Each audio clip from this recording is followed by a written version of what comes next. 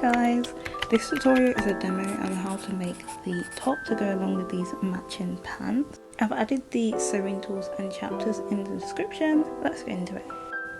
So I'm doing a demo to show you how you can mock up your asymmetrical top. You can start with a tank top you already own, or you can draft a bodice block, and I'm just tracing around it onto what would be my pattern paper all the way around. And then once I have traced all the way around, I'm going to remove that to reveal the top. Just bear in mind, all you need is your shoulder to waist measurement, so you don't want to add excess after the waist point. Now what we want to do is make sure that we measure from our shoulder to our waist. So this is our shoulder to our waist measurement, and for the other side it's going to be the shoulder to the desired length of that slanted top. So that could be from your shoulder to your hip if you're struggling to know where to bring it up to, or you can just measure on your body and decide that way. So I'm just going to mark this shoulder to hip and this shoulder to waist. Then all we're going to do, we're going to mark this point. What I'm also going to do, I'm going to bring up this a tiny bit, so I'm going to subtract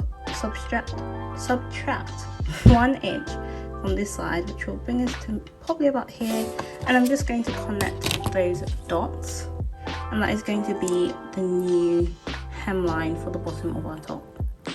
Then all we need to do is connect these sides as well, so I'm just going to bring this down. Granted, you would use a ruler to make sure it's accurate, and then I'm just going to rub off the excess, and this would be what your pattern would look like. Anything you need to do from this point is make sure that you add ½ an inch seam allowance to the entirety of the top as well, just to make sure that you have that to work with. So I've taken that pattern, traced it on paper, and now I'm cutting it out. Just remember, you want to cut out 2 pieces as well, one for the front and one for the back.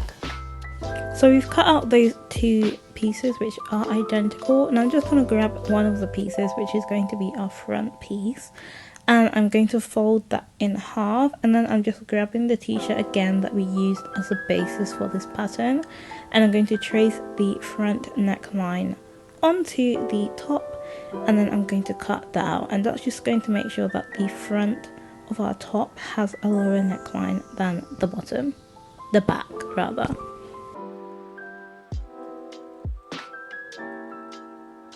Then we're going to lay the pieces of the top together, so it's the front piece on top of the back piece with the right sides facing. And the first thing that we're going to stitch is the shoulders, and we're going to pin across there, and we're also going to pin down the length of the top as well. Not the armhole, but the length of the top on both sides. For the shorter side, you're going to pin all the way down, and then for the longer side, we're pinning half the way down or to the point of our waist, because it's going to have kind of like a split in the middle of it as well. So just bear that in mind when you're pinning as well. So progress update, I want this top to sit a bit higher up, so as in I want the asymmetrical part to start up here and not down here. So I'm going to adjust that, and then I'm just going to hem the neckline and see how it fits. I might need to add like a dart so it doesn't bulge, but we'll see what that looks like. But yeah, those are the adjustments at the moment. So to make the slant a bit more slanted, I went back in with my ruler and just took it in by about 2 inches, and as you can see, I'm making sure that I'm marking up 2 inches from one side, but on the other side I'm not cutting off any excess at all. So I'm kind of cutting off like a weird kind of triangle shape just to make it a bit more slanted.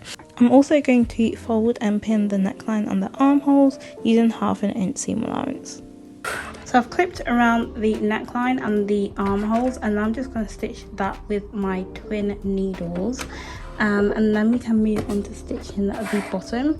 Granted, I'll try it on to see how it fits, but yeah, next up we're just going to stitch around these. So I've hemmed the armhole and the neckline, and I've tried it on there, it looks fine. So now what I'm going to do is I'm going to do an overcast stitch all around the raw edges with the hem, just so that it doesn't fray, and then I'm going to go back in with my twin needles. So what I'm going to do right now is stitch it with my overcast stitch on my sewing machine, and then I'm going to fold it up by ½ an inch, and then we're going to hem it.